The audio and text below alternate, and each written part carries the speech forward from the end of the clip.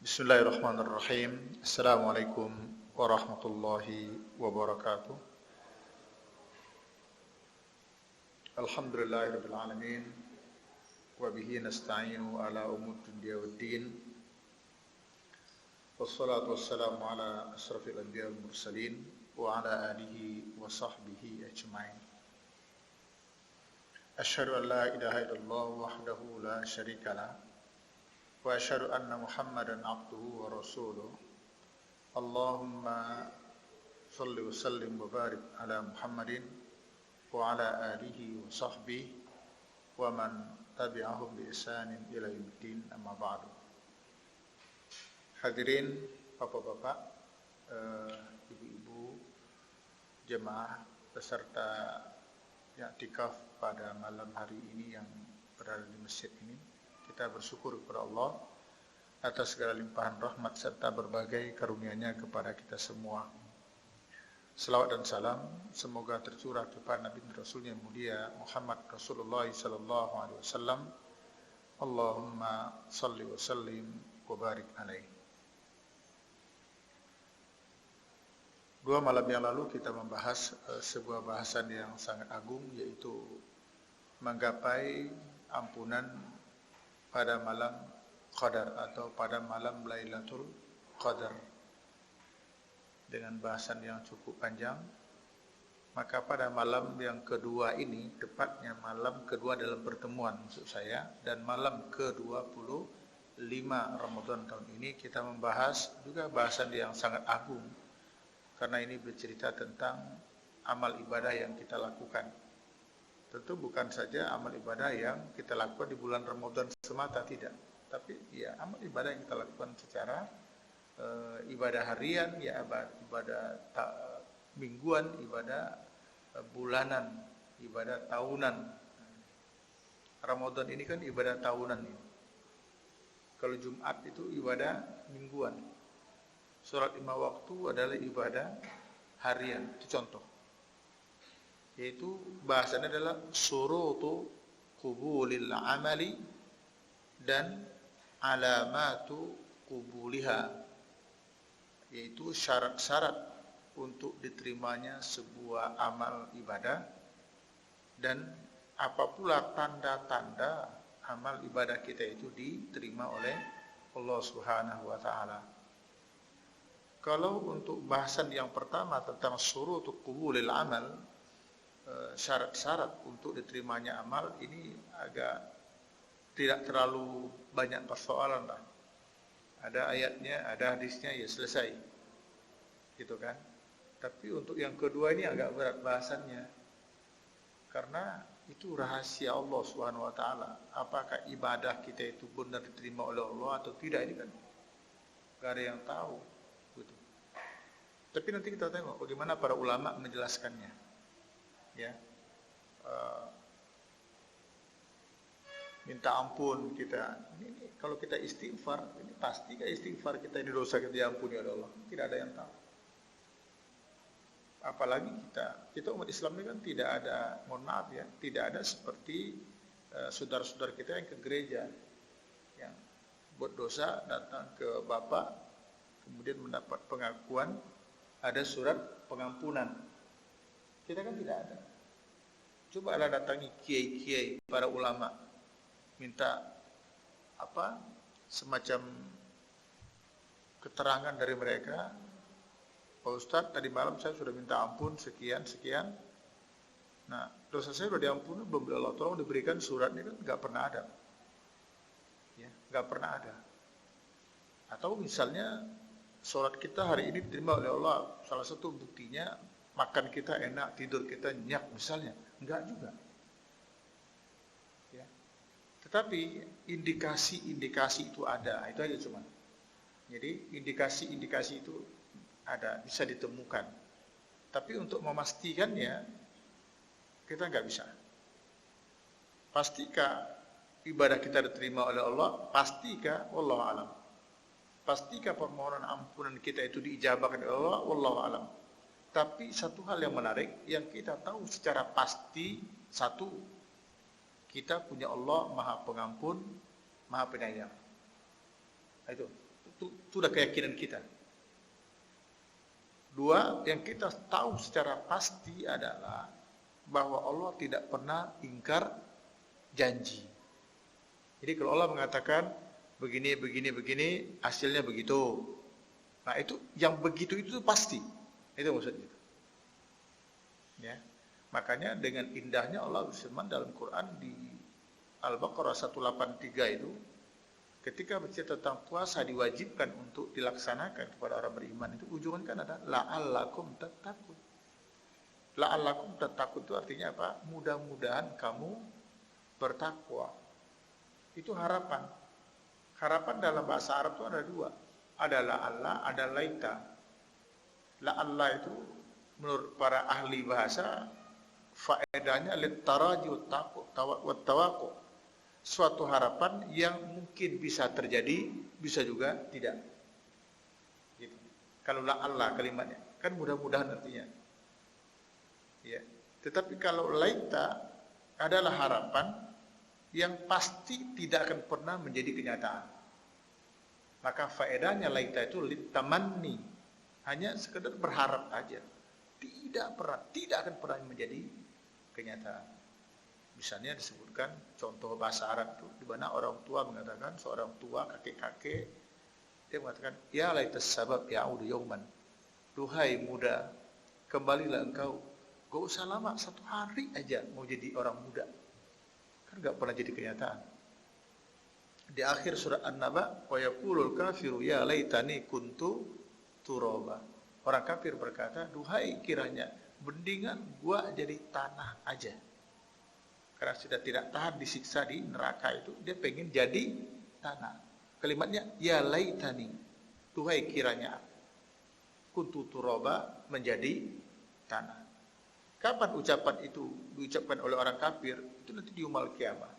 Kapan peristiwa itu terjadi? Ketika orang kafir melihat, nah ini ceritanya ya Pak ya, kan di mahsyar itu kan dihisab, diaudit, kemudian mizan, bawa ke mizan itu diperlihatkan nih hasil auditnya ini nih, diperlihatkan semua situ, itu mizan, itu radul amal namanya, perlihatkan di situ, semuanya. Jadi yang mukmin berat timbangannya dimasukkan ke surga, ahli kafir masukkan ke dalam neraka.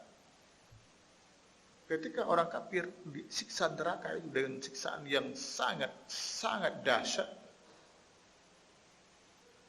kenapa timbul keinginan untuk jadi tanah saja gitu? Kenapa?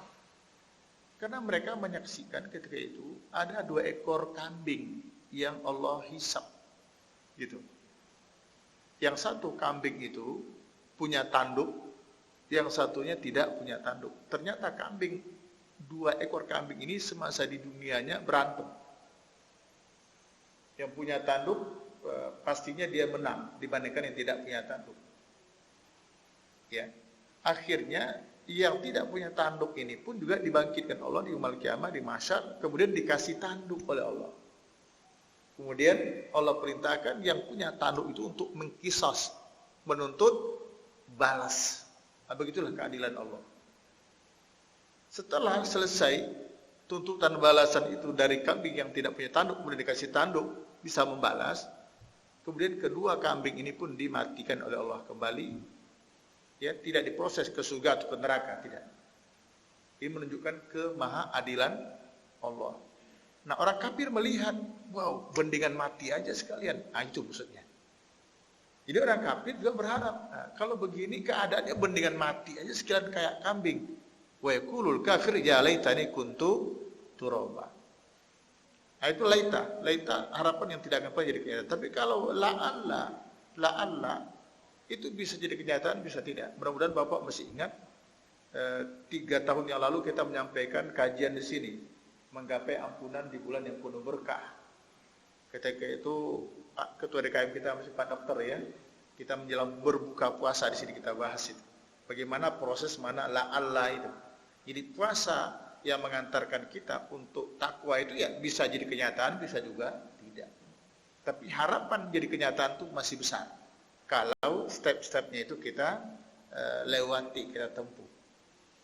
Nah begitulah. Jadi yang pasti kita tahu bahwa Allah itu Maha Pengampun, Maha Penyayang. Ya. Kita juga tahu secara pasti Allah itu tidak pernah ingkar janji. Tapi pastikah kita ini mendapatkan maunya kita? Kita serahkan kepada Allah Subhanahu wa taala.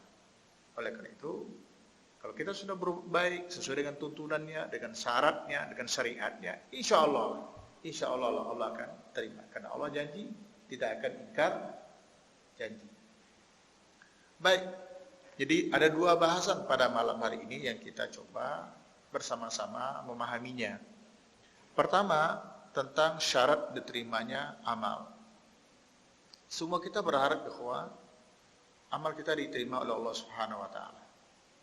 Pertama adalah muslim tentunya. Ya, muslim itu menjadi syarat pertama. Kalau tidak Islam, ya bagaimana ceritanya? Jadi begini, ada sebagian ulama menyebutkan syarat terima amal itu cuma dua aja, Pak. Ini populer di buku-buku kitab tauhid. Ikhlas, yang kedua ikuti Nabi, yaitu ittiba. Ikhlas dan ittiba, dua itu aja. Tapi Muhammad Jamil Zainu itu tidak, membuatnya malah ada 4 bahkan. Islam, ikhlas, ittiba, dan yang keempat itu tidak melakukan sesuatu yang merusak amal ibadah. Nah itu. Nah, saya malam ini cuma 3 aja.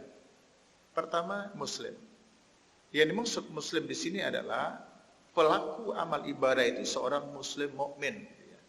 Seorang mukmin, seorang muslim yang baik, yang bertauhid kepada Allah Subhanahu wa taala dalam menjalankan berbagai aktivitas ibadahnya. Saya yakin di kita ini ketika membaca doa iftitah itu bervariasi. Ada yang baca mungkin Allahumma inni wajjahtu wajhiya, ada juga yang baca Allah akbar kabira walhamdulillahi katsira, dan seterusnya. Ada juga yang membaca Allahumma ba'id baini wa baina khotaayaaya. Enggak apa-apa. Ada 12 macam Pak doa iftitah itu. Tapi yang banyak di antara kita malah itu digabungkan aja. Sudah lalu berkabir alhamdulillah Rasulullah kemudian baru inni wajjahtu wajhiya. Sebenarnya cukup salah satu aja. Nah, kalau betul misalnya kita membaca inni wajjahtu wajhiya atau wajjahtu wajhiya itu, pada bagian kedua ada ikrar di sana. Inna sholati. Di sini nih contohnya. Inna sholati wa nusuki wa mahyaya, apalagi wa mamati lillah. Jelas sekali. Inna sholati, sesungguhnya salatku, wa nusuki, amal ibadahku, wa mahyaya, hidupku, wa mamati, matiku, lillah, untuk Allah, karena Allah. Salat karena Allah udah maklum, haji karena Allah udah paham, berzakat karena Allah iya, gitu kan? Puasa karena Allah oke, karena memang begitulah kita. Tapi apa itu yang dimaksud dengan wa mahyaya? Syekh Al-Qattan di dalam tafsirnya itu menyebutkan apa? Dikatakan wa mahyaya ini artikan adalah hidupku, wa mahyaya hidupku. Kata beliau wa ma'atihi hala hayati minal amalis salihah. Jadi semua aktivitasku semasa aku hidup. Itu namanya wa mahyaya. Lillah, untuk Allah. Lillah, karena Allah. Apa itu aktivitas kita? Ya, bukan saja ibadah mahdoh kan? Ya, saya pergi ngajar. Bapak sebagian pergi ke kantor, beraktivitas di kantor. Pak dokter ke kantor, menjalankan tugasnya sebagai dokter. Ada yang ke toko, membuka usaha di toko. Ada yang ke pasar. Itu kan aktivitas. Itu aktivitas. Kalau aktivitas itu dilakukan dengan lillah, karena Allah, untuk Allah, motivasinya itu, maka itu bertauhid dia kepada Allah itu. Itu udah tauhidnya. Dan ini tidak akan pernah didapatkan kepada orang yang tidak bertauhid kepada Allah Subhanahu wa taala. Dalilnya apa? Pertama Al-Imran, innad dina indallah al-Islam. Sesungguhnya din di sisi Allah, maksudnya din di sini adalah Islam, agama di sisi Allah adalah Islam. Ya. Di luar Islam gimana? Ada lagi ayatnya. Ya, di Ali Imran itu, wa may yabtaghi ghairal islami dinan fala yuqbala min. Barang siapa yang mencari din, pegangan hidupnya, agamanya di luar Islam, Allah enggak akan pernah terima. Gitu. Nah, kemudian di 24 An-Nur 39, walladzina kafaru a'maluhum kasarabin biqi'ah. Orang-orang kafir itu a'maluhum, amalan mereka kasarabin biqi'ah, seperti fata morgana yang berada di tengah-tengah gurun. Yahsabuhu zam'anu ma'a, di mana orang-orang kehausan mengira di situ ada air. Tapi hatta idza ja'ahu, sampai yang bersangkutan mendatangi tempat yang kelihatannya ada air itu, lam yajidhu syai'a, dia tidak mendapatkan apa-apa. Namanya juga fata morgana, enggak ada air. Kelihatan dari jauh ada air, tahu-tahu enggak ada air, karena ada fata morgana. Hadirin ikhwah, ini perlu sedikit saya berikan ta'liq ya, komentar di sini. Sekarang itu ada aliran dalam pandangan Islam yang mengaku asal Islam, itu namanya disebut dengan relativisme. Sebenarnya paham relativisme itu adalah salah satu aliran dalam dunia filsafat itu. Relativisme itu. Ada naturalisme, kan macam-macam tuh aliran dalam dunia filsafat. Relativisme. Tapi ketika aliran ini dibawa ke dalam Islam, hancur agama dia, Pak. Islam itu dibuat hancur dari dia. Jadi menurut paham relativisme ini, ya, kebenaran itu sifatnya relatif. Ini musibah besar ini. Yang paling menarik, karena mereka mengatasnamakan Islam ya. Kata mereka, kebenaran mutlak itu hanya milik Allah. Itu betul, kita setuju. Kebenaran mutlak itu hanya milik Allah. Tapi mereka berkelip di balik itu. Nah, karena kebenaran mutlak itu adalah milik Allah, maka kita tidak berhak menentukan mana yang benar, mana yang salah. Nah, di situ batilnya itu. Oleh karena itu, bagi mereka yang relativisme ini, kebenaran itu tergantung Anda melihat dari sudut pandang mana, kata dia. Menurut Anda, yang benar itu ya agama Anda, ya Islam. Ya. Tapi bagi kami yang beragama di luar Islam, ya Islam nggak benar, agama kami yang benar. Oleh karena itu, kami nggak boleh dipanggil kafir. Nah, di situ mulai ceritanya itu, Pak. Nggak boleh dipanggil, bukan dipanggil kan kita kan nggak pernah juga manggil orang kafir, kan nggak pernah juga. Maksudnya jangan dikatakan kami kafir. Dikatakanlah non-muslim. Nah, kalau orang lain berpendapat itu bagus, karena memang agama dia. Ya, tapi celakanya ini berpaham seperti itu adalah orang yang mengaku beragama Islam. Nah, ini musibahnya itu di situ. Menurut mereka ini nggak boleh mengatakan di luar Islam itu kafir.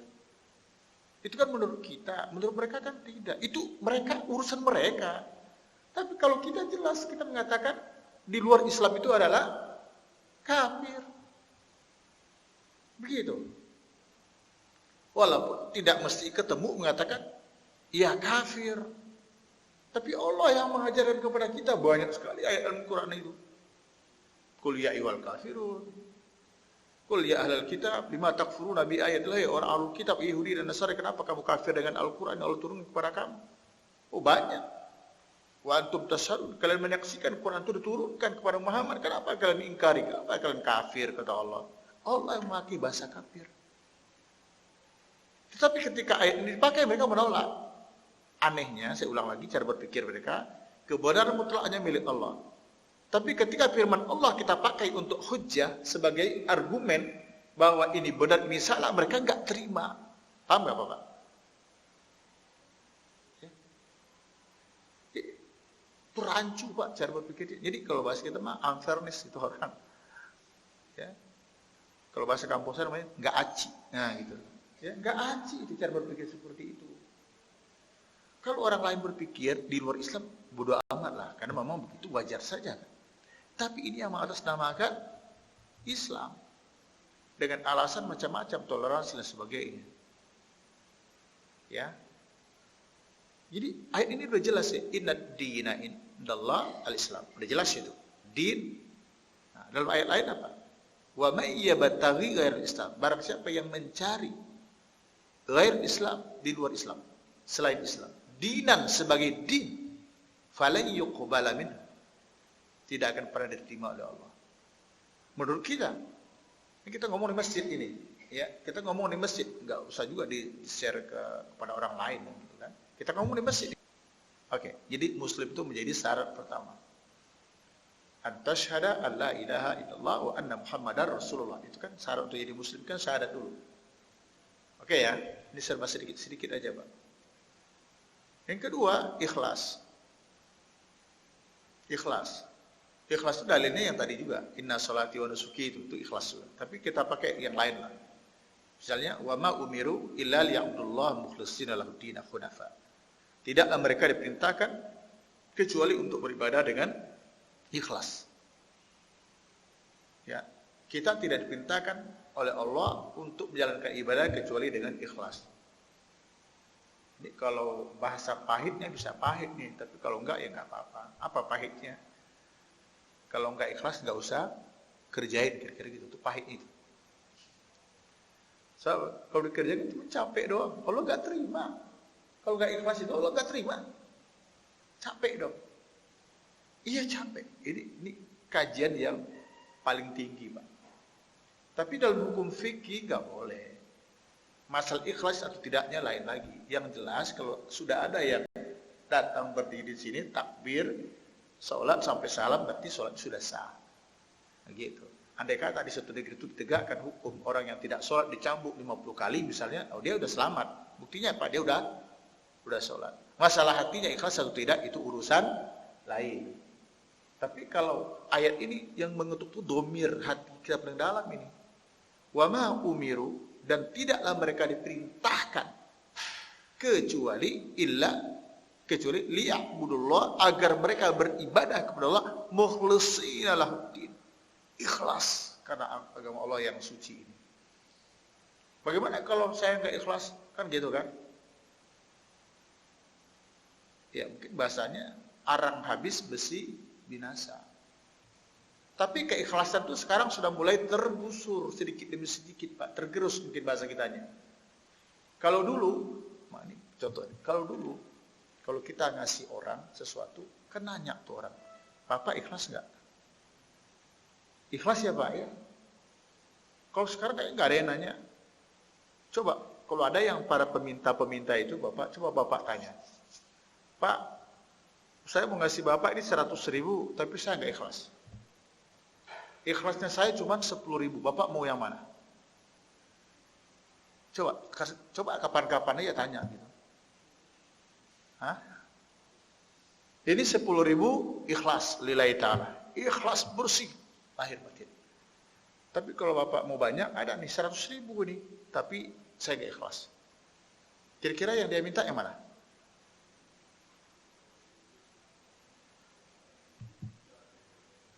Dalam riset, ini yang begini-gini nih saya lakukan riset loh Pak.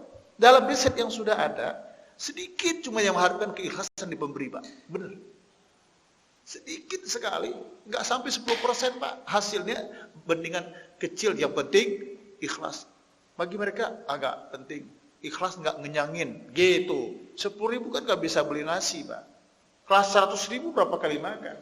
Mereka lebih memilih 100.000. Biarlah pemberinya tidak ikhlas, tapi kelihatan. Itu namanya pergeseran.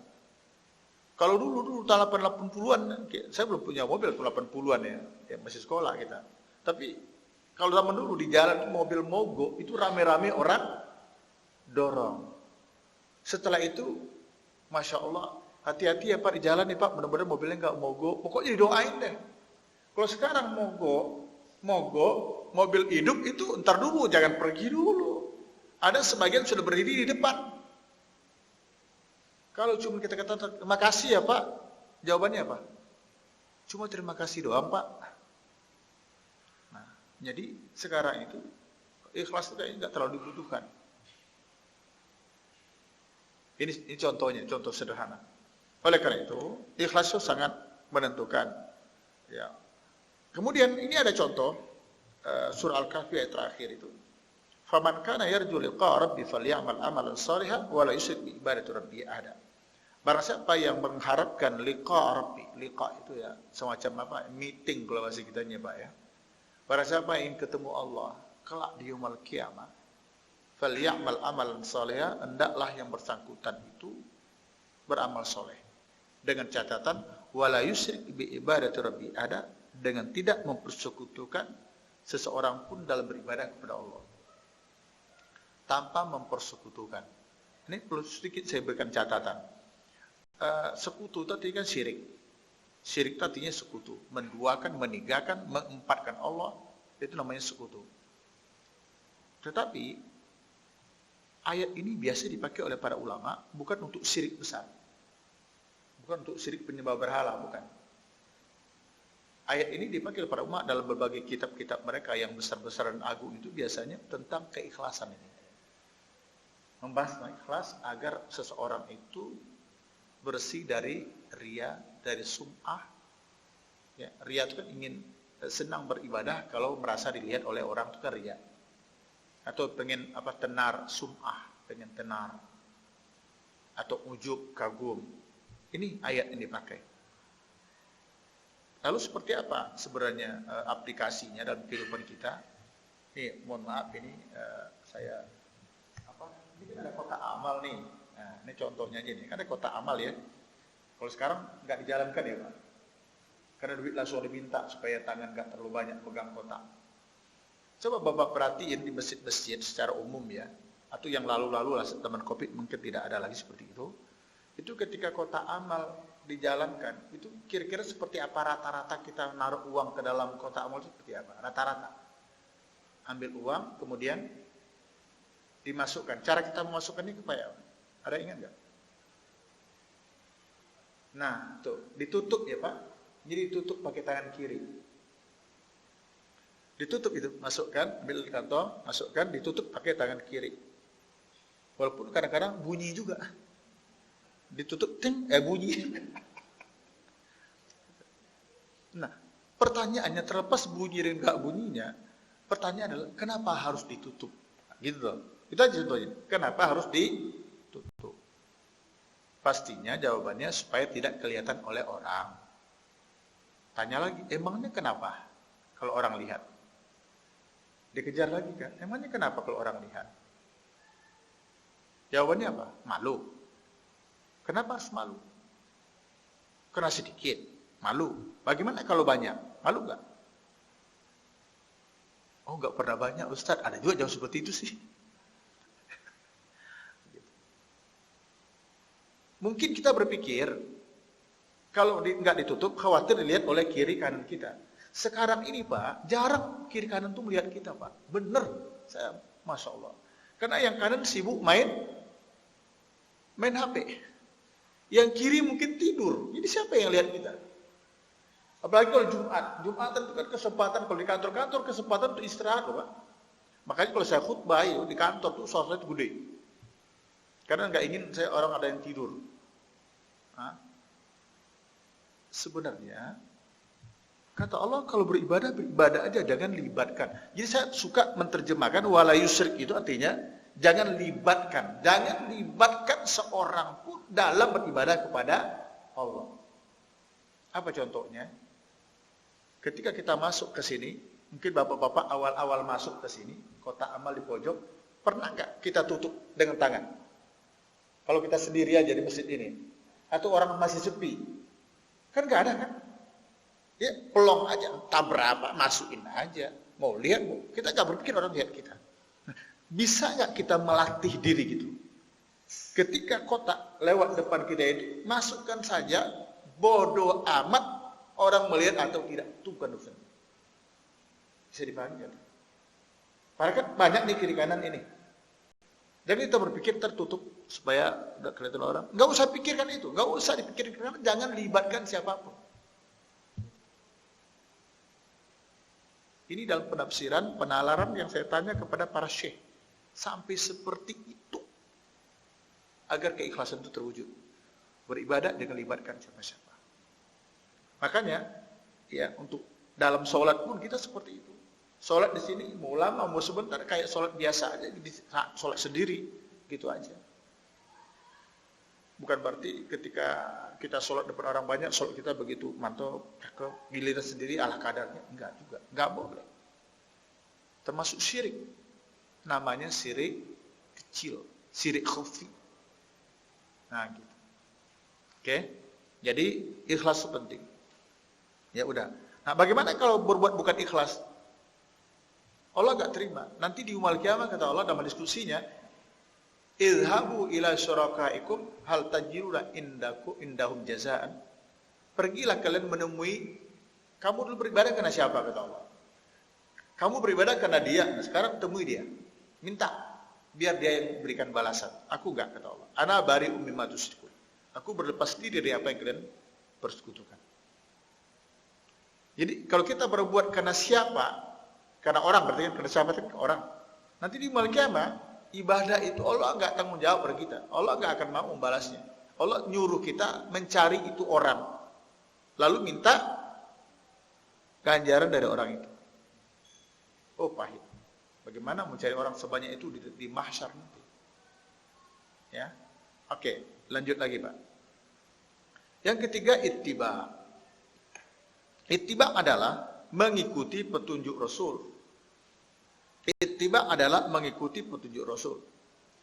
Baik berdasarkan kepada perbuatannya, namanya hadis fi'liyah, maupun kepada perkataan yang disebut dengan hadis qauliyah. Dalam ibadah kita itu seperti itu. Salat itu ada contohnya fi'il Nabi, ada juga tuntunan berbentuk lisannya. Salat seperti yang kemarin malam saya sampaikan. Ya, mulai dari takbirnya seperti apa, sujud ruku, semua itu ada contoh jelas, baik perkataan Nabi maupun perbuatan Nabi. Nah, penting bagi kita untuk mengikuti Nabi. Allah berfirman di dalam Al-Imran 31 itu, "Qul in kuntum tuhibbunallaha fattabi'uni." Katakan, jika benar kamu mencintai Allah, fattabi'uni, ikuti aku.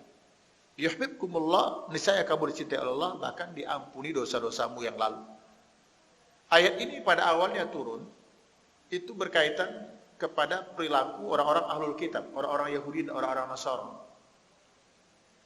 Mereka mengatakan, orang Yahudi berkata atau mengklaim, masa kitanya, orang Yahudi Nasrani itu mengklaim, nahnu abna'ullah wa ahibba'uhu.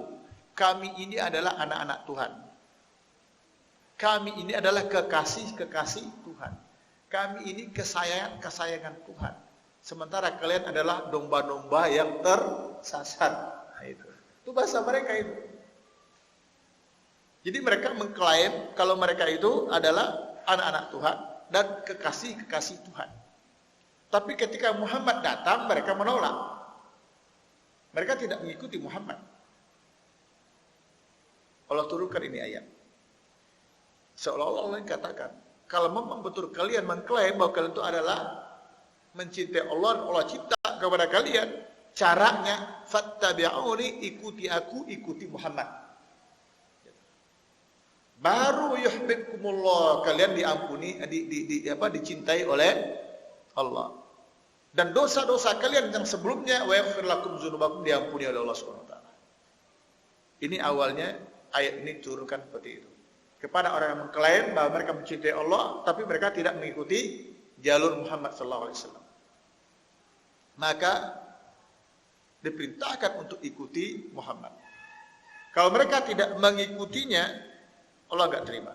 Surat An-Nisa ayat 115. Wa may yushaqiqir rasul min ba'di ma tabayyana al-huda wa yattabi' ghayra sabil min wallima tawallaw nuslijan masat masira. Barang siapa yang menentang Rasul, melawan Rasul setelah jelas petunjuk hidayah telah datang kepada dia. Nih, udah benar ini, udah benar. Argumennya sudah jelas, tapi mereka menolak. Satu. Yang kedua, wa yattabi' ghayra sabil min. Mereka tidak mengikuti jalan yang ditempuh oleh para sahabat Nabi. Tidak mengikuti sahabat Nabi. Nah, nuwalli ma tawalla, kami biarkan mereka di atas kesesatan. Wa nuslihi jahannam, dan kami masukkan mereka ke dalam neraka Jahannam. Bisa dibayangkan oleh Bapak, orang-orang yang mengklaim mencintai Allah tapi tidak ikut Muhammad. Tapi ini ayat juga berlaku untuk umat Muhammad. Ini juga berlaku ini untuk umat Muhammad. Dan An-Nisa 115 itu juga berlaku untuk umat Muhammad.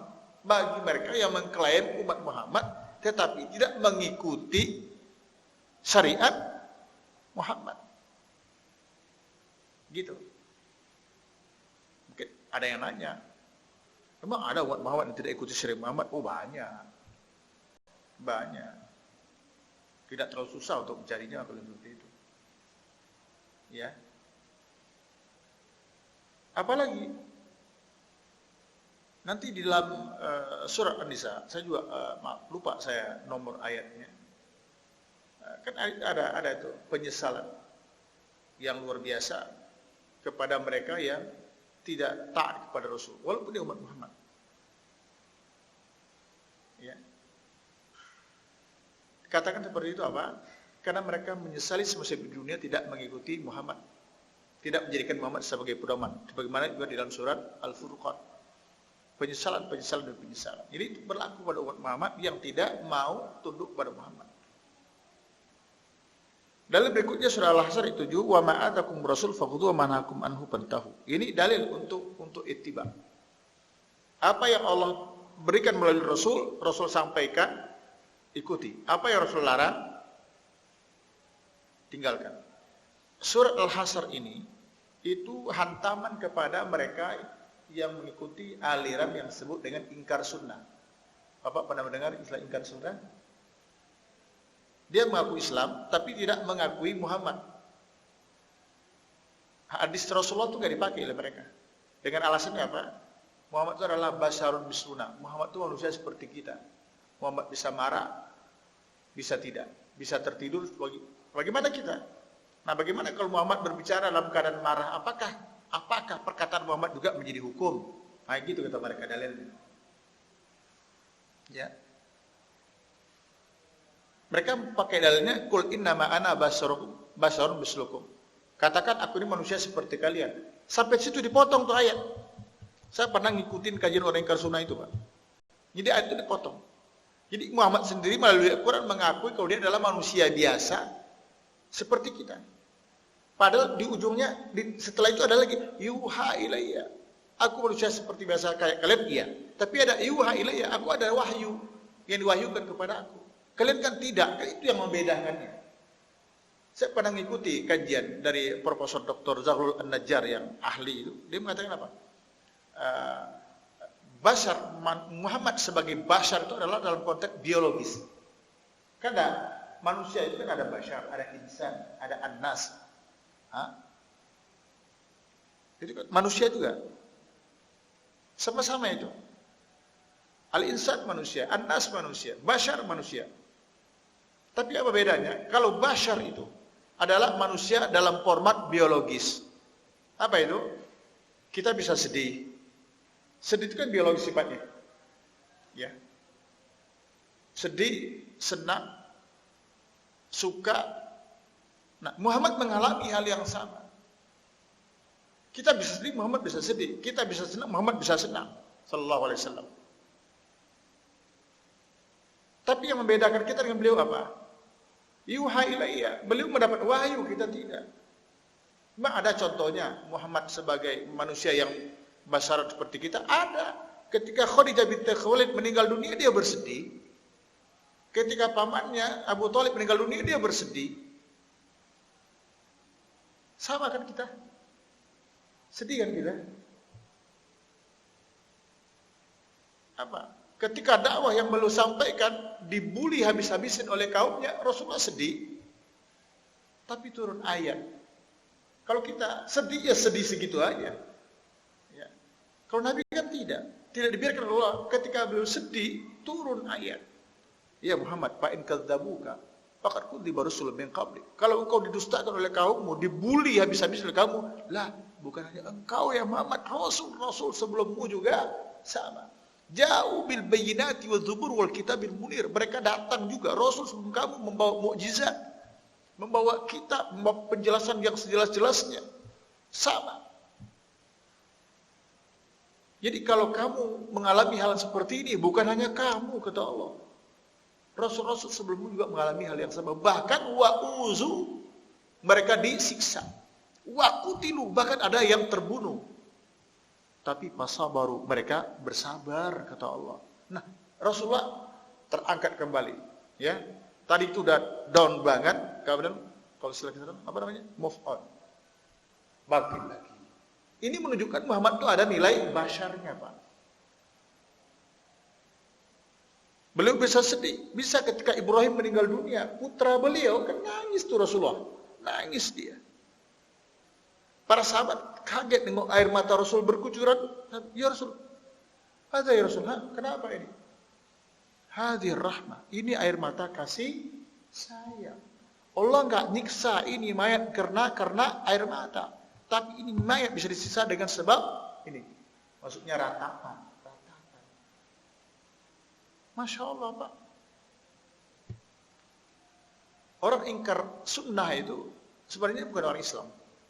Sebab kita mengikuti Muhammad bukan hanya karena Rasul yang nyuruh, Allah yang nyuruh kita ikut Muhammad. Jadi kalau mereka mengklaim mereka ikut Quran, itu bohong itu. Kami ikut Quran saja, tidak ikut hadis, itu bohong. Ayat ini kita, mereka tidak ikut itu. Ya, mereka mengingkari Ali Imran 31. Mereka mengingkari Al-Hasyr ayat 7. Jadi jangan dikatakan kita ikut Muhammad itu karena Muhammad tok yang nyuruh. Allah yang menyuruh kita untuk ikuti Muhammad. Seperti itu. Oke ya, dikit-dikit aja Pak. Nah, itu yang ketiga ittiba. Nah, sebagian ulama menambahkan supaya amal ibadah diterima itu, ya, ada yang keempat, tidak melakukan perbuatan syirik. Sebab kalau udah syirik Allah nggak akan terima. Udah ya, ini kan pengantar ini. Udah menjelang baru pengantar yang kita inginkan kan ini sebenarnya ini tanda diterimanya amal. Nah, ini yang saya katakan yang berat tadi bagi kita ini agak berat karena kita cuma bisa mendeteksi ya sebagian daripada tanda-tanda gejala-gejala. Untuk kepastiannya diterimanya amal kita hanya Allah yang paling tahu. Misalnya di sini tidak kembali melakukan dosa setelah dia menjalankan ketaatan itu. Ini kita malam ini kan taat banget nih. 10 hari terakhir kan taat nih kita nih. Nah, ketaatan ini jangan dirusak dengan maksiat. Nah, itu maksudnya. Ini malam ini taat banget kita malam ini. Nah, besok jangan dirusak. Besok siang nih jangan dirusak. Kalau dirusak lagi, ini ada indikasi. Itu aja sih indikasi. Yang kedua, ada rasa takut kalau amalnya tidak diterima oleh Allah. Ya, takut, khawatir, khawatir, takut kalau amal ibadahku tidak diterima oleh Allah. Kalau permohonan ampunanku tidak diijabahkan oleh Allah. Kalau doaku tidak dikabulkan oleh Allah. Ada kekhawatiran, khauf. Yang ketiga, punya kemampuan untuk mengerjakan amal soleh secara kontinu. Ya, secara istimrariyah, secara terus menerus. Ini ada dalil semua ya Pak, karena di PowerPoint nggak semuanya. Ini khusus nomor 3 contohnya kan ada hadisnya. Misalnya, ahabbul amal ilallah aduha wa inqal. Amal yang paling dicintai oleh Allah adalah amal yang dilakukan secara kontinu, walaupun mungkin secara matematika sedikit. Gitu ya. Tapi kontinu. Kita buat analognya dulu begini nih, analognya. Kita berinfak 1.000 sehari. 1 pekan berarti kan 7.000. 7.000 itu. Jadi setiap kita datang ini 1.000 sehari dia masuk kotak amal. Berarti 1 pekan kan 7.000. Enggak ada 8.000-nya, orang cuma 7 hari. Tapi ini A ini. Bapak A ini begitu tiap hari 7.000 per minggu. Tapi ada Bapak B setiap Jumat, tapi sekali seminggu, setiap Jumat dia masukkan 10.000. Berarti 1 pekan berapa? 10.000. Tapi dimasukkannya sekali seminggu, paham nggak? Kalau yang tadi tiap hari, tapi karena jumlahnya sedikit, rutin, ya hitung-hitungannya lebih banyak yang 1 kali dong, karena 10.000. Kalau ini sering memang, tapi 1.000 ya 7.000. Mana yang paling bagus? Ini boleh bersuara kita. Yang paling bagus mana? Yang paling bagus itu 10.000 tiap hari. Betul nggak? Enggak, maksudnya di antara yang dua tadi. Yang dua, kalau antara dua itu lebih baik yang 1.000. Kenapa? Continue. Dia continue. Continue itu, Pak. Nih, alhamdulillah nih kita kayak mulai nih. Tadi sudah tarawih kan sebagian kan? Nanti tahajud lagi, Masya Allah. Ramadan boleh selesai. Ramadan boleh meninggalkan kita. Mau itulah sunnatullahnya. Tapi qiyamul lail kan nggak boleh berhenti. Nah itu. Tadi Bapak ada yang 11, ada yang 23. Ada yang 11, ada 23 kan sholat. Ditambah lagi gini, berapa banyak itu nanti. Malam ini kan nggak ada batasnya. Batasnya ya sahur, berhenti kita. Di luar Ramadan, kira-kira gimana? Gitu.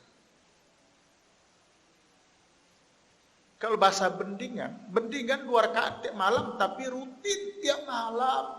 Karena ngantuk kan, 2 malam ngantuk. Ya udah, ngantuk kan tidak ada obatnya Pak, kecuali tidur. Tapi rutin daripada 11 rakaat, bukan 23 rakaat atau jangan-jangan 36 rakaat kali. Tapi semalam sekali setahun. Untuk tahajud maksud saya. Jadi walaupun sedikit tapi continue. Nah, kontinuitasnya ini yang dibutuhkan dalam perilaku hamba Allah. Nah, kemudian menganggap kecil apa yang telah dilakukannya itu. Alias dia tidak ujub. Dia selalu menganggap apa kebaikan dilakukan itu bukan hal yang hebat. Enggak. Jadi gini, saya ingin mengajak kita sedikit ke tanah haram ya, di Mekah aja contohnya. Di Mekah aja. Di Mekah itu kita insya Allah nggak ada yang ria di sana Pak. Ria dengan siapa? Ketika haji atau umrah. Umrah yang paling gampang. Kalau umrah kan rata-rata udah banyak umrah nih. Kalau haji kan belum tentu juga udah berangkat haji. Apalagi sekarang susahnya Masya Allah. Ya, begini. Selama di sana tuh kita nggak bisa ria. Ria dengan siapa? Ujub dengan siapa? Kita datang ke masjid ini misalnya nih. Saya tadi malam ke masjid jam 3 saya langsung tawaf kemudian tahajud. Kan subuh selesai kan jam 5, masih lumayan kan, lama itu. Masya Allah, kita jam 3, orang ada jam 2. Kita jam 2 ada orang yang jam 1 udah ke masjid. Kita jam 1 ada orang yang dari maghrib isya nggak pulang-pulang. Ayo, mau riak sama orang. Saya hari ini tawaf sekali sehari. Ya, orang ada yang 5 kali setiap sholat itu dia tawaf. Saya alhamdulillah hari ini 5 kali saya tawaf. Ya baru 5 kali. Orang 10 kali. 10 kali tawaf itu seperti apa Pak? Sebelum waktu sholat masuk dia datang tawaf. Sholat nanti berhenti atau udah selesai. Setelah selesai sebelum pulang tawaf lagi. Kan begitu. Makanya ulama-ulama dan mudah-mudahan menurun sifat ini kepada kita, siapapun yang pergi ke haram Makkah itu yang harus perbanyak satu tawaf. Salat tahajud, salat surat di mana-mana juga bisa. Tapi kalau tawaf adanya di mana? Hanya di Ka'bah. Ka'bah itu hanya di Masjidil Haram. Masjidil Haram itu hanya ada di Mekah. Ka'bah ini pondok gede nggak bisa mewakili kita. Kan ada pondok gede ada untuk latihan manasik di sana. Makanya Syekhul Islam Ibnu Taimiyah itu disebut dalam doa ya. Ketika dia berhaji, Allah izinkan dia berhaji. Itu lebih dari 75 kali Pak dia tawaf.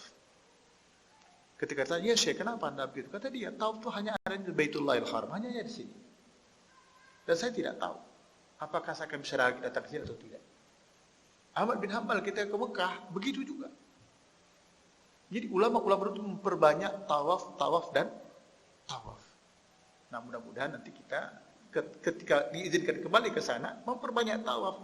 Tapi tawafnya di Ka'bah, bukan di Hilton, bukan di Zamzam Tower. Itu kan tempat tawaf juga itu. Tawaf itu muter. Tawaf itu bahasa Arab, bahasa kitanya apa? Ngeliling, muter.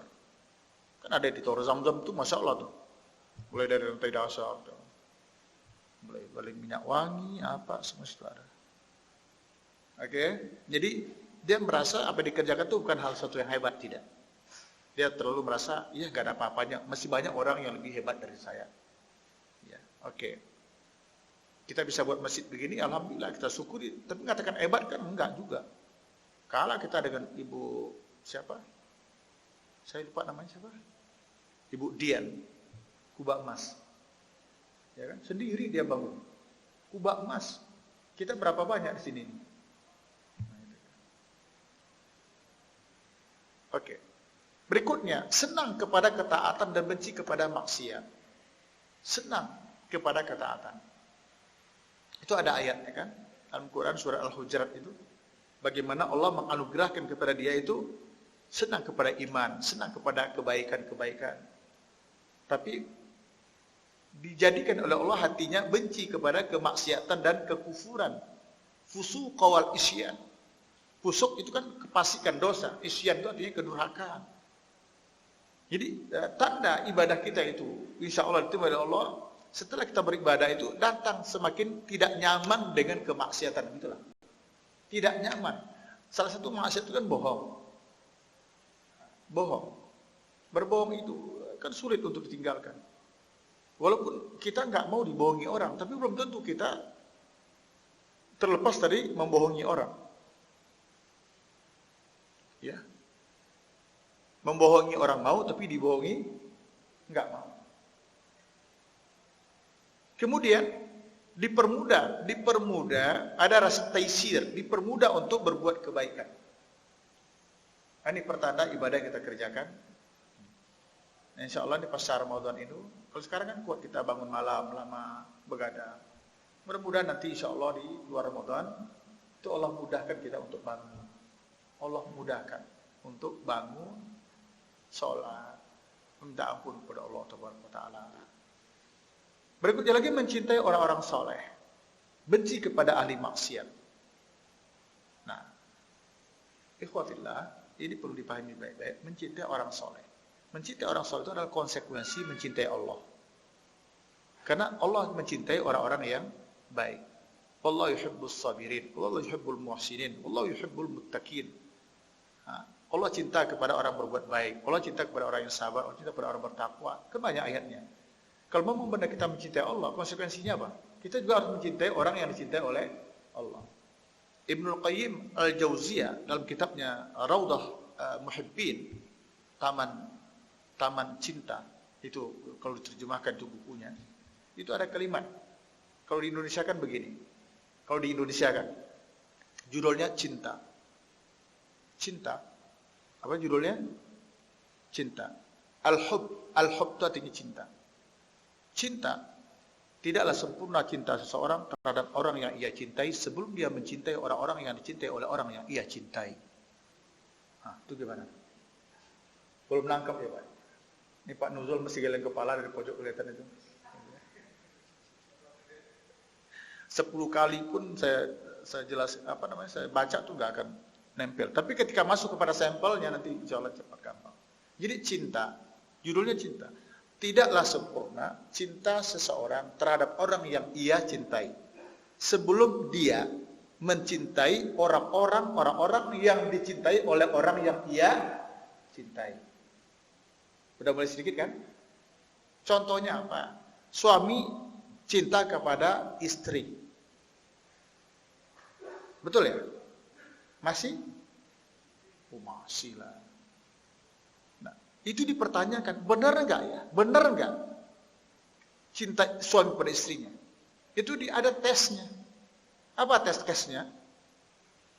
Apakah betul suami ini mencintai istrinya? Tengok aja. Bisa enggak istrinya itu, suami itu mencintai orang-orang yang berada di sekitar istrinya yang dicintai oleh istrinya?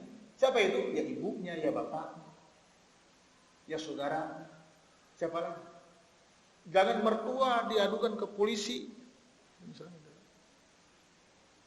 Ya, kan sekarang kan lagi ada rame itu, ada artis mungkin ibu juga baca lah, mertua diadilkan di bawah, nggak bisa. Bagaimanapun jelek itu mertua, pasti anaknya lebih menyayangi ibunya lah. Gitu kan.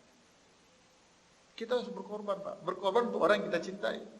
Caranya adalah mencintai orang yang dicintai oleh orang yang kita cintai. Ada bapaknya, ada ibunya, gitu. Ya, mohon maaf nih. Mungkin ada kalau ada di antara kita misalnya yang punya istri atau yang punya suami yang tidak dari awam. Jadi menikah dengan seorang wanita yang dia sudah punya ada anak bawaan. Atau menikah dengan seorang suami yang suami ini punya anak bawaan. Dites itu, Pak. Benar. Dites itu. Benar enggak ini? Suami ini mencintai istrinya. Kalau benar, tengok aja perlakuan dia kepada anak-anaknya. Gitu. Mohon maaf, Bapak. Wanita, mendingan dia kehilangan suami ketimbang kehilangan anaknya. Sebenarnya, untuk menanamkan cinta suami istri itu mudah, Pak. Termasuk anak kandung kita sendiri. Bapak curahkan aja perhatian Bapak kepada anak dari ibu ini. Entah itu anak kandung Bapak atau anak bawaan. Udah, selesai sudah lah, Pak. Itu aja ilmunya. Tapi ketika kita tidak memperhatikan alias tidak bersikap fair kepada anak bawaan dia ini, apalagi anak bawaan, udah kandas lah itu. Paling tidak itu sudah di ujung tanduk. Kuncinya itu aja. Benar yang dikatakan oleh Ibnu Qayyim Al-Jauziyah.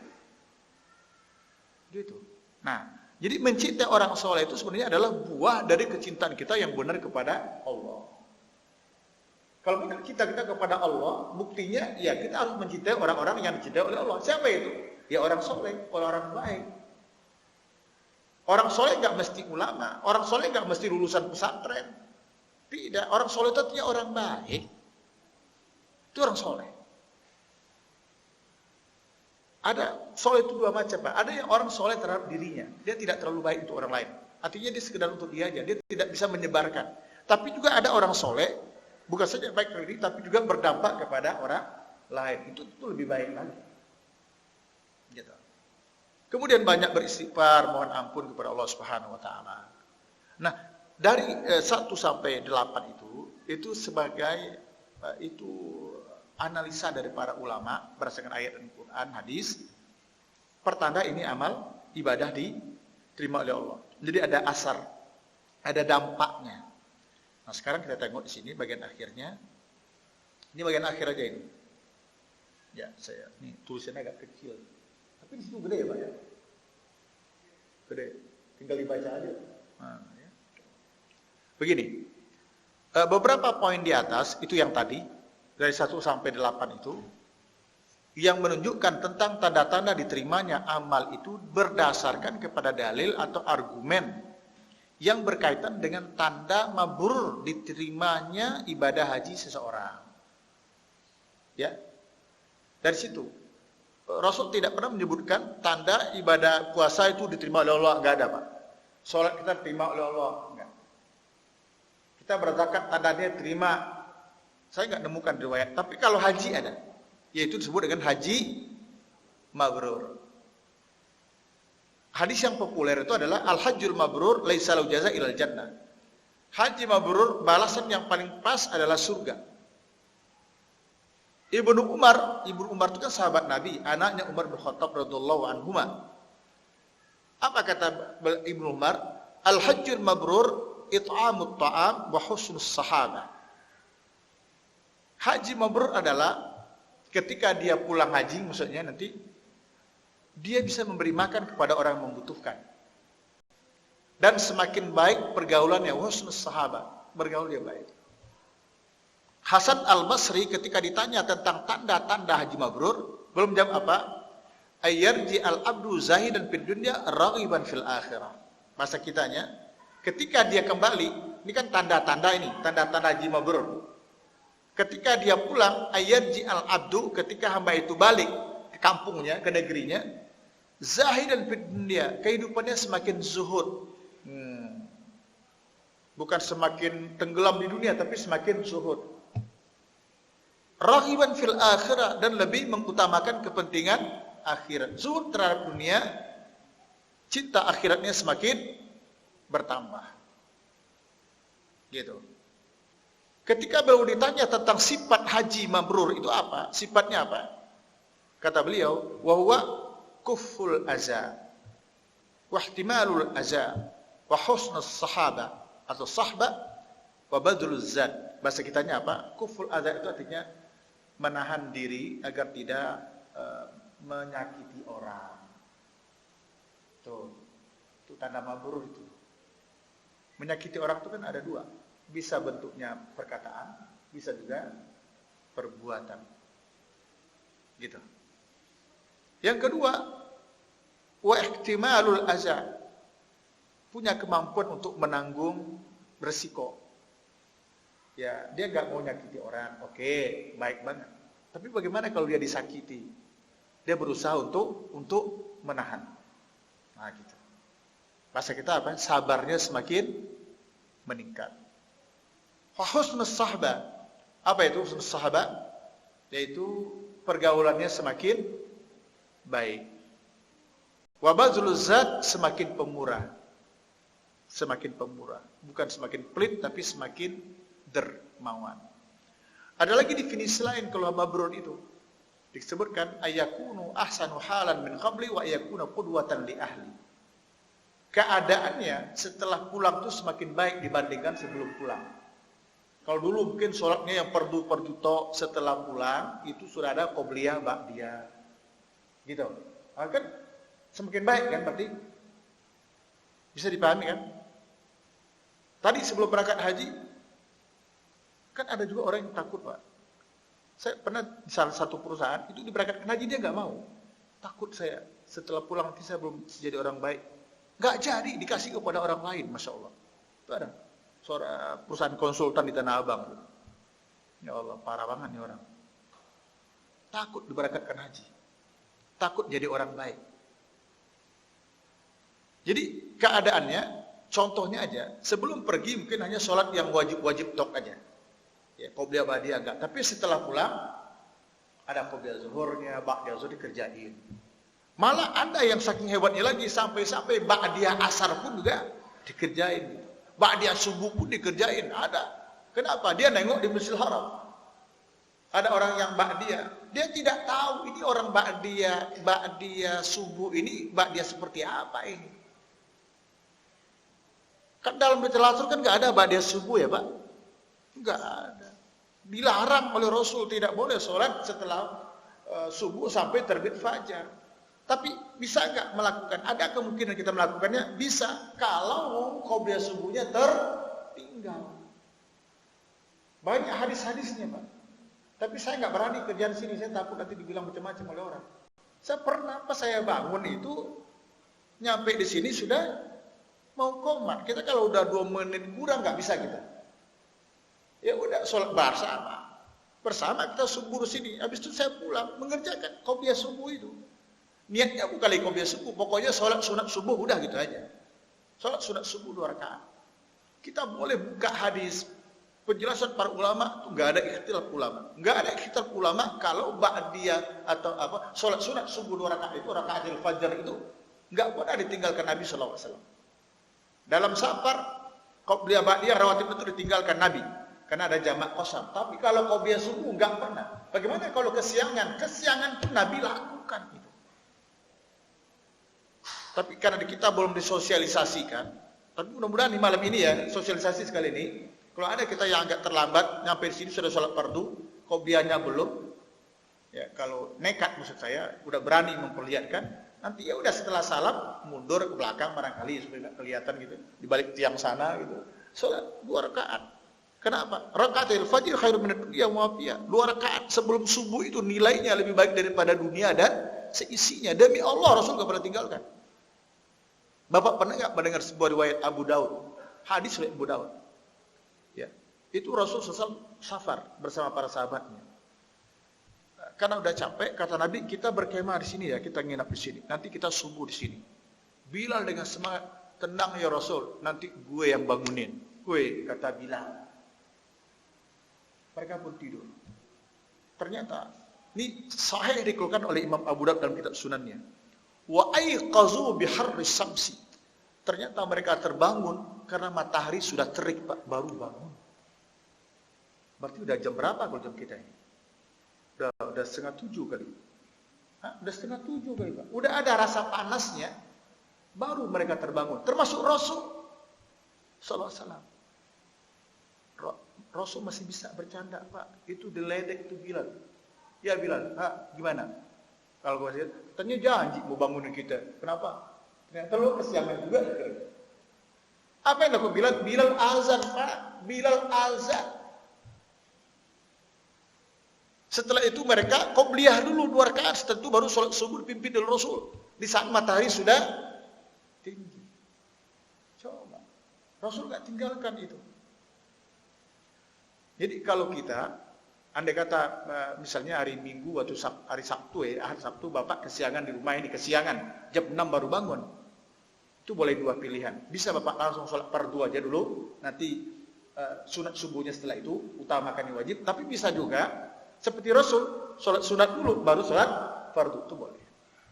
Tapi jangan sering-sering. Rasul cuma baru 1 kali yang seperti itu. Kalau kita kan sering-sering, mentang-mentang dibuka nanti kerannya itu, wah tenang nih kita ini. Udah. Jadi seperti itulah keadaannya, ikhwafillah. Saya lanjutkan lagi definisi mabrur tadi. Yang kedua, pertama keadaan lebih baik. Kedua, wa ayyakuna qudwatan li ali. Dia bisa menjadi panutan. Itu orang haji tadi, ketaatannya bertambah, akhlaknya semakin bagus, maka tuh tengok tuh. Walaupun nggak boleh dipuji ya, tapi orang-orang dia jadi panutan. Jadi panutan oleh orang-orang baik. Dan itu sesuai dengan doa kita, wa ja'alna lil muttaqina imama. Kita mohon pada Allah agar kita menjadi imam, menjadi panutan bagi orang-orang yang bertakwa. Ala kulli hal ikhwah fillah azakumullah jami'an, pada malam hari ini kita bermohon pada Allah, mudah-mudahan Allah terima segala amal ibadah kita. Itu harapan kita. Semoga Allah terima amal ibadah kita. Puasa pada siang harinya, sholat tarawih pada malam harinya, termasuk juga tambahan tahajudnya, tilawah Qur'annya, infak sedekahnya, segala amal kebaikan yang kita lakukan, baik yang berkenaan langsung dengan ibadah Ramadan, maupun ibadah-ibadah yang di luar Ramadan pun kita tetap kerjakan. Sholat fardu misalnya, rawatib, itu kan kita kerjakan juga di Ramadan. Kita mohon kepada Allah menjadi ibadatun makbulah, ibadah yang diterima dan diridhai oleh Allah Subhanahu wa ta'ala. Tadi saya katakan dari awal, kita tidak tahu secara pasti ibadah kita diterima atau tidak oleh Allah. Secara matematika kita tidak tahu. Tetapi kita tahu secara pasti bahwa Allah tidak pernah ingkar janji. Inna Allah la yukhliful mi'ad, innaka la tukhliful mi'ad. Ada di dalam ayat Quran. Apa janji Allah? Kalau memang itu baik, Allah terima. Makanya salah satu bentuk agar terima amal ibadah kita oleh Allah adalah pertama ikhlas. Ini format awal ya, format sederhananya ikhlas. Yang kedua sesuai dengan tuntunan Rasulullah. Insya Allah Allah akan terima amal ibadah kita. Makanya di Ali Imran itu disebutkan Rabbana wa atina ma wa'atana ala rusulika. Ya Allah, berikan kepada kami, realisasikan ya Allah apa yang pernah engkau janjikan dulu melalui lisan Rasulmu. Apa janjinya? Kalau baik, iman, amal soleh Allah terima. Tolong engkau tepati Allah. Kenapa? Innaka la tukhliful mi'ad, karena engkau tidak pernah ingkar janji. Wallahu a'lam bissawab. Itu yang dapat saya sampaikan. Mudah-mudahan rahmat Allah, berkah Allah senantiasa terlimpah kepada kita semua. 1 jam 1 jam 10 menit 4 ya, 8 menit lah saya sampaikan. Silakan mungkin apakah kita sudah selesai aja langsung fokus beribadah masing-masing atau ada yang ingin bertanya, silakan aja. Sampai 12:30 ya? Oke. Silakan kalau mana. Mana ada ibu di atas?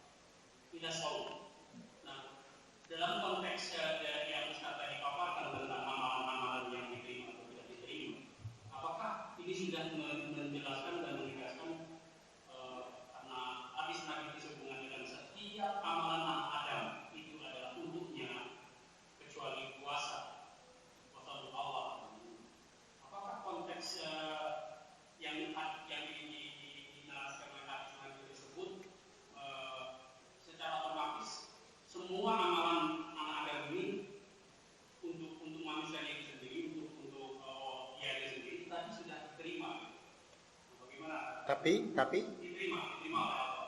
Walaupun hadis tersebut menyatakan semua amalan Adam itu untuknya kecuali puasa.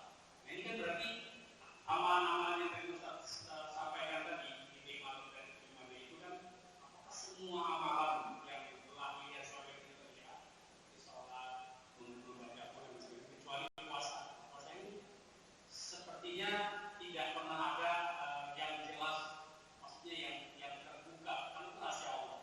Apakah ada tanda-tanda bahwa puasa kita ini diterima? Ramadan kita ini pada puasa di Ramadan kita ini diterima. Demikian. Jadi ada kami yang habis membaca itu kemarin yang kedua tentang seluruh amalan Ramadan itu untuk dirinya kecuali puasa. Demikian. Assalamualaikum warahmatullahi wabarakatuh. Waalaikumsalam. Untuk yang pertama saya nggak bisa jawab. Ya, untuk pertama mohon maaf saya nggak bisa jawab karena terlalu banyak hadis-hadis yang bercerita tentang indikasi-indikasi mungkinnya terjadi Lailatul Qadar. Misalnya malam 23 Ramadan kemarin. Nah, jangan-jangan malam itu malam Lailatul Qadarnya. Kalau kita menengok di pagi harinya. Coba tengok pagi harinya. Kalau Bapak baca itu hadis-hadisnya bagaimana suasana di pagi harinya, keadaan matahari, angin sepoi-sepoi. Jujur aja, apakah kita mungkin terlalu berharap kayaknya memenuhi persyaratan deh.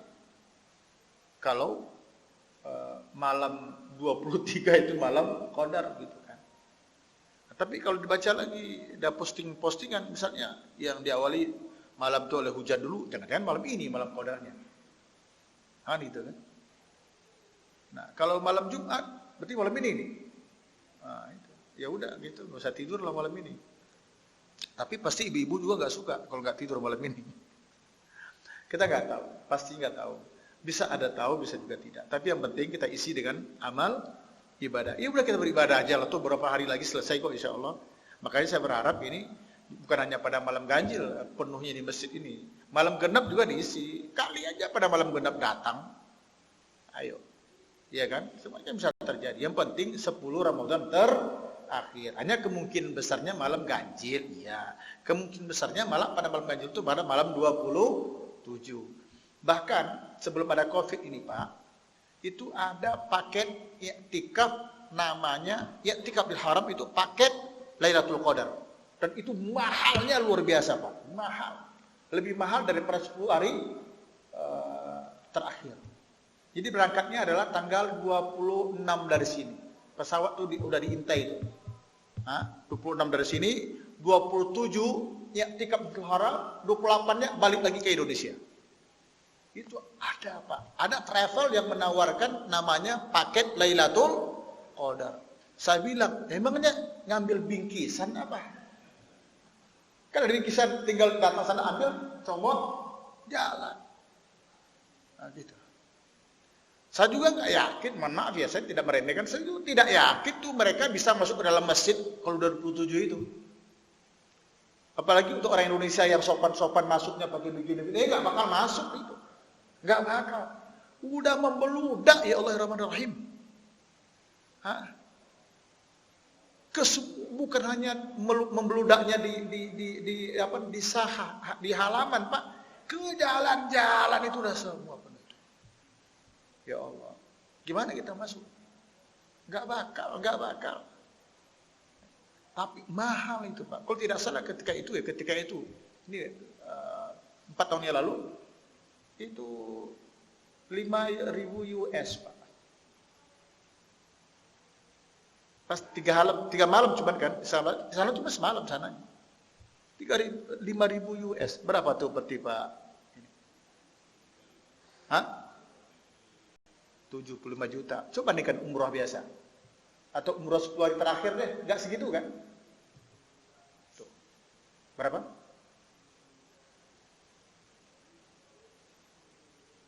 Suaranya enggak dengar. Yang tadi ya? Iya. Tapi sekarang enggak ada. Nah, itu ya, jadi saya enggak tahu yang seperti itu. Yang kedua, para ahli hadis itu menjelaskan tentang betapa agungnya ibadah Ramadan.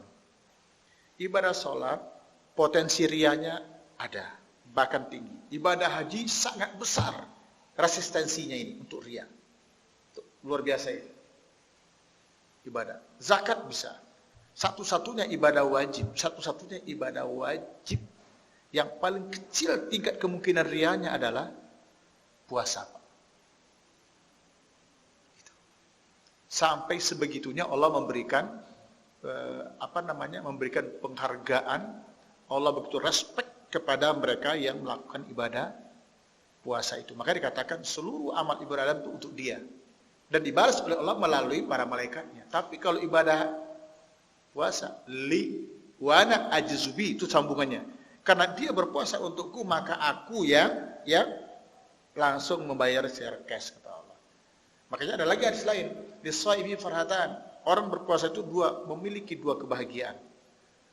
Farhatun inda fitri, pertama bahagia di saat berbuka, wa farhatun inda liqa'i rabbi. Yang kedua berbahagia ketika bertemu Allah. Berbahagia ketika berbuka bukan karena yang berbukanya pakai apa, bukan itu. Ya. Para ulama menyebutkan berbahagia di saat berbuka itu artinya kita berbahagia puasa kita nyampe. Apalagi mungkin keluar hari itu kita panas, terik, badan kurang sehat, atau aktivitas banyak di luar. Itu kan agak berat. Tapi dengan sampainya berbuka, ya Allah, alhamdulillah. Itu yang membuat bahagia itu. Jadi bukan karena kolaknya, gitu. Kalau di Sumatera bukan karena pecel, lontong pecelnya bukan karena itu. Kita di Jakarta kan nggak biasa berbuka dengan itu. Tapi kalau di Sumatera, ini ada orang Sumatera sini, ini Pak Dokter ini kita, itu berbuka di sana itu kurang afdol, Pak. Kalau hanya kolak, tapi ada lontong pecel. Nih Ibu dengar nih resep saya. Ya. Jadi lontong biasa, Pak Andre, lontong biasa. Kemudian dikasih kuah kacang dan ada mie kuning, Pak. Ini lontong biasa. Pasti kuahnya kental. Ya, karena ini Sumatera masalahnya ini. Maaf ya, bukan Padang doang, ini Sumatera. Nah, kemudian setelah dikasih kuah, dikasih mie, dikasih lagi kuah kacang. Namanya lontong pecel. Itu kalau berbuka pakai itu, sepiring, Pak, baru tenang. Nah, syukur-syukur disediakan lagi gorengan, bakwan. Disobek lagi itu bakwan, taruh di atasnya, siram lagi pakai kuah kacang. Wah, subhanallah, Pak. Subhanallah, terasa berat sholat tarawihnya. Nah itu. Bukan berbahagia karena itu, bukan. Tapi berbahagia karena puasanya selamat nyampe. Satu. Yang kedua, farhatun inda liqa'i, berbahagia ketika ketemu Allah. Kenapa? Karena Allah yang langsung bayar. Ya Allah, Pak, orang dikasih Pak Jokowi aja sepeda, bahagianya luar biasa. Iya kan? Dapat langsung dari Pak Jokowi itu. Dari presiden. Malah bukan itu, bukan sepeda. Sembako, lempar aja udah senang. Pak Presiden yang ngasih. Tuh. Ini Malikul Mulk, bukan raja, tapi raja di raja. Allah langsung beri, dia bisa berbicara dengan Allah dan menatap wajah Allah tabaraka wa ta'ala. Kebahagiaan itu gak pernah dapatkan. Keagungan lain tentang begitu indahnya itu puasa, sampai pintu surga itu ada 8. Orang jihad masuk pintu jihad. Orang sedekah masuk pintu sedekah, salat masuk pintu salat. Masuk itu amal yang dominan ya, dominan. Sebab orang jihad itu pasti salat, pasti zakat juga, pasti sedekah juga. Tapi mana yang paling dominan? Si A ini dominannya jihad. Mati syahid makan, tuh pintunya jihad. Si Fulan ini ibadahnya banyak, tapi yang paling dominan adalah salatnya, masuk pintu salat. Si Fulan ini banyak ibadahnya, tapi yang paling dominan adalah sedekahnya, masuk pintu sedekah. Sesuai dengan nama amal ibadahnya. Tapi kalau puasa kan tidak. Rayyan. Rayyan itu pintunya. Babur Rayyan. Tidak ada satupun orang yang masuk ke sana illa shaimun, kecuali orang yang berpuasa. Setelah selesai, itu tuh pun dikunci. Kebahagiaan yang luar biasa. Jadi menyebutkan sebenarnya semua amal ibadah itu kembali kepada kita. Ada ayat kan dalam Al-Isra, in ahsantum li'an fusikum. Itu jelas. Kalau kamu berbuat baik, kebaikan itu kembali kepada kamu. Ini prinsipnya semua amal ibadah itu kembali kepada kita. Tapi kapan Allah katakan puasa itu untukku? Ini menunjukkan bahwa begitu ketulusan, keikhlasan seorang saat dia menjalankan ibadah puasa dan terlepas dari unsur-unsur riya, sum'ah dan sebagainya. Wallahu a'lam bishawab. Cukup saya pikir demikian ikhwan. Hah? Boleh? Boleh.